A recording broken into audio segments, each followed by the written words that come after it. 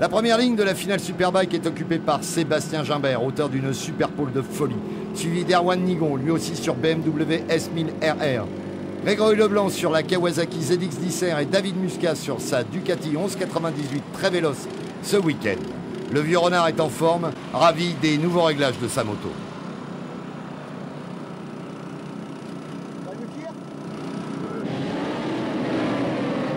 Au feu vert, très bon départ de Gimbert devant Leblanc, Dacosta, Nigon, Métro, Muscat et Forêt. Mais au premier passage, Dacosta devant Gimbert et Leblanc, Métro et Nigon. La Kawasaki marche vraiment fort et les hommes en vert montrent beaucoup de détermination. Nigon, après un départ moyen, est revenu aux avant-postes. Gimbert revient dans la roue de Dacosta et passe en tête de la course. Les 4 motos de tête, 2 BMW et 2 Kawasaki intercalés se regroupent.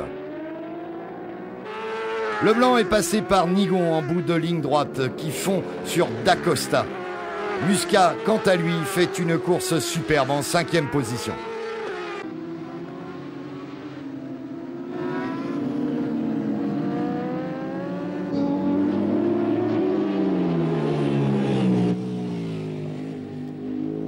Nigon finira par doubler inexorablement, là aussi un tour plus tard, Dacosta, en bénéficiant de l'excellente vitesse de pointe de sa BMW. Pourtant, les nouvelles Kawa ont fait d'énormes progrès, mais Nigon a la grâce, on n'y peut rien, et surtout pas eux. Gimbert a 2 petites secondes d'avance et rien n'est joué. Gimbert toujours en tête, Nigon revient en lâchant un peu à peu Dacosta et Leblanc à la faveur des dépassements d'attardés.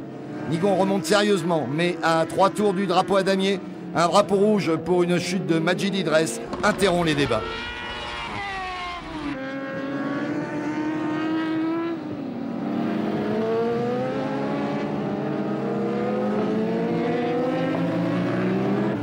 Le podium dans l'ordre reviendra donc à Gimbert, Nigon et Dacosta.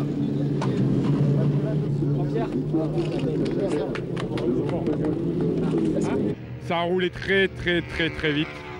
Et honnêtement, le niveau est incroyable ici.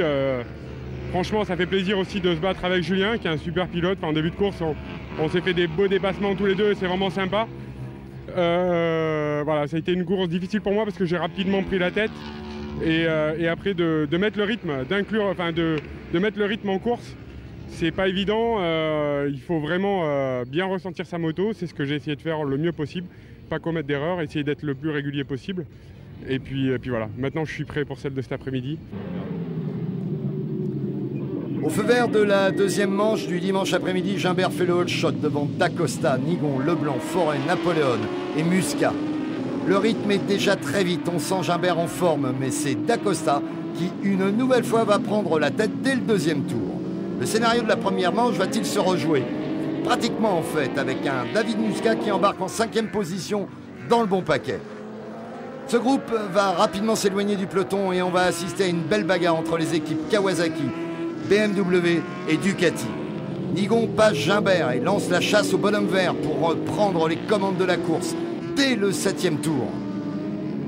Dacosta, intercalé entre les 2 BMW, tient son rang, mais il ne pourra résister à Gimbert qui finit par passer au terme d'attaques incessantes, le tout impeccablement. Tout de loin, Leblanc et Muscat s'expliquent, à l'avantage de Muscat qui passe et tente de revenir sur la tête de la course. Il pourrait fort bien se mêler au débat, sa Ducati marche vraiment l'enfer. Les 2 pilotes BMW sont installés en tête et dans les 2 derniers tours, il peut se passer encore quelque chose, car Gimbert est plus vite que Nigon. Nigon gardera néanmoins l'avantage et Dacosta complétera ce podium au terme d'une course vraiment passionnante et franchement pas facile.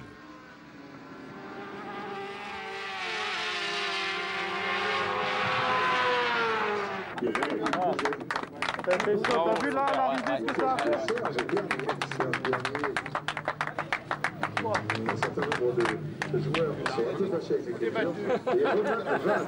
C'était baston, hein. On a donné le ton pour la saison. À la première, j'étais pas là. Bon ben voilà, maintenant je suis là, je suis présent. Et voilà, ça donne de bon augure pour les courses à venir. Le championnat est encore plus relevé cette année. Il y a encore plus de bagarres. C'est génial, le championnat il risque d'être long et vraiment mouvementé. Claude Fior qui faisait des parties cycles absolument magiques. Et quant au vainqueur, Erwan Nigon, il est récompensé par Jacques Paul, le président de la Fédération française.